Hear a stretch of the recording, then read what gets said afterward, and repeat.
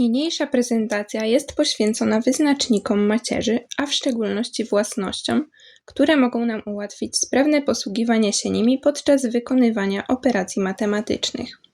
W praktyce wyznacznik jest pewnym narzędziem pozwalającym rozwiązywać układy równań oraz interpretować wybrane cechy obiektów zbudowanych na wektorach. Przykładowo w przestrzeni R2 przyjmuje on wartość bezwzględną równą polu figury, natomiast w R3 równą objętości bryły. Jeśli jednocześnie rozumiemy macierz jako przekształcenie liniowe, zauważamy, że fakt ten znajduje zastosowanie chociażby w grafice komputerowej.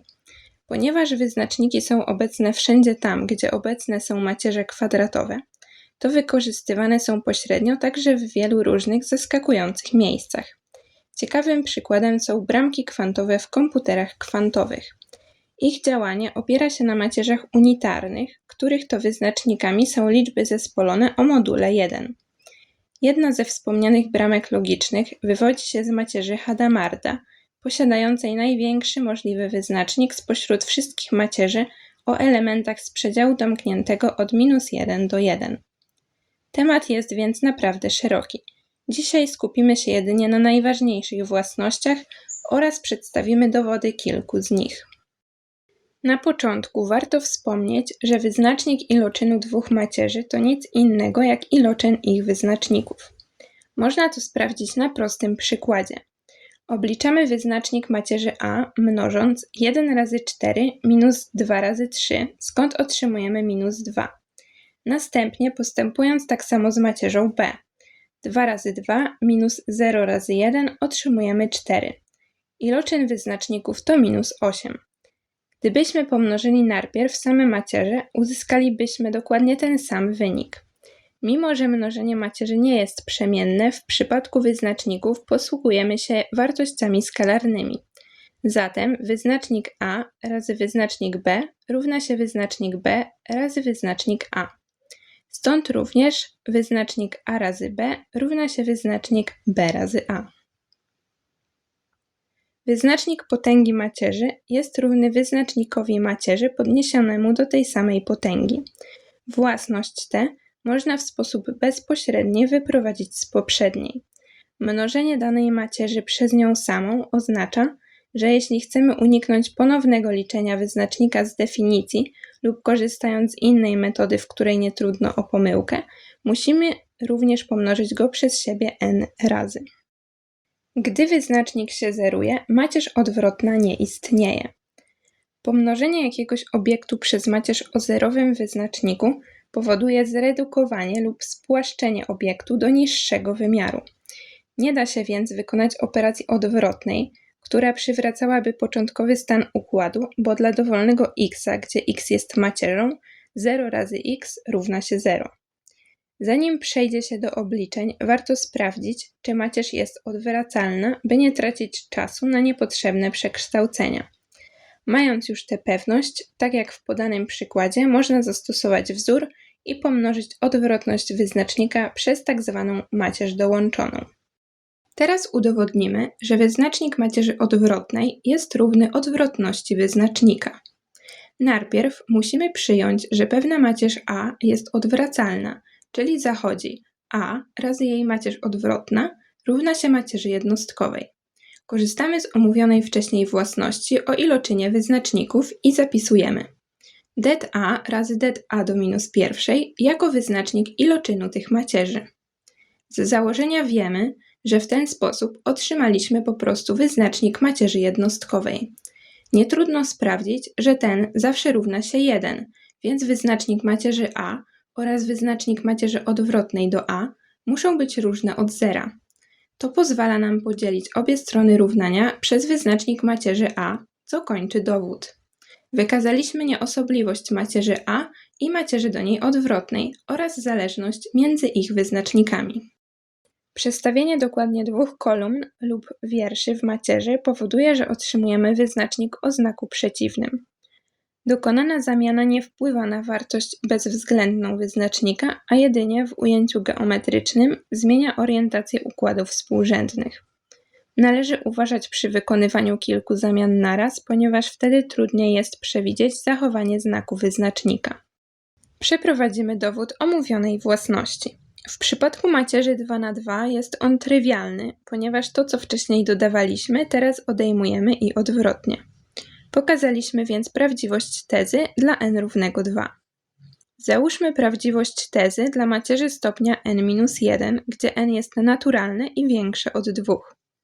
Niech A będzie macierzą kwadratową stopnia n, a B macierzą powstałą z A poprzez zamianę dwóch kolumn. Wybieramy dowolną kolumnę S, która nie została przestawiona i z rozwinięcia Laplace'a rozwijamy wyznaczniki macierzy A oraz macierzy B względem tej kolumny. Elementy obu macierzy w kolumnie o indeksie S są identyczne, zatem po usunięciu i tego wiersza i S tej kolumny z A i B otrzymujemy minory B i S oraz A i S oba stopnia n-1. Z założenia mamy, że wyznacznik B i S równa się minus wyznacznik A i S. Podstawiamy tę zależność do wzoru na wyznacznik B i wyciągamy minus przed sumę, zauważając, że na tym etapie możemy ją zastąpić wyznacznikiem A. W ten sposób udowodniliśmy indukcyjnie prawdziwość naszej tezy. Wyznacznik macierzy trójkątnej, czyli takiej, która powyżej lub poniżej swojej głównej przekątnej jest wypełniona zerami, a także macierzy diagonalnej, spełniającej oba te warunki jednocześnie, jest równy iloczynowi elementów stojących na głównej przekątnej. Nie trudno się domyślić, że wynika to z wyzerowania pozostałych wyrazów podczas obliczania wyznacznika. Jeżeli w danej macierzy zauważymy zerową kolumnę lub wiersz, od razu możemy stwierdzić, że wyznacznik jest równy 0.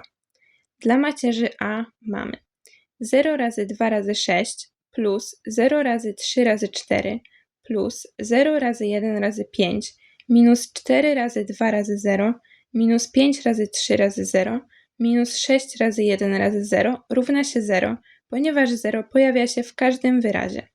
Na tej podstawie podejrzewamy, że to samo zajdzie dla macierzy B. Transponowanie macierzy, czyli zamiana wierszy z kolumnami, nie zmienia jej wyznacznika. Skorzystanie z definicji permutacyjnej pozwala zauważyć, że w obu przypadkach sumujemy dokładnie te same wyrazy. Pomnożenie kolumny przez skalar alfa spowoduje, że wyznacznik zmieni się alfa-krotnie.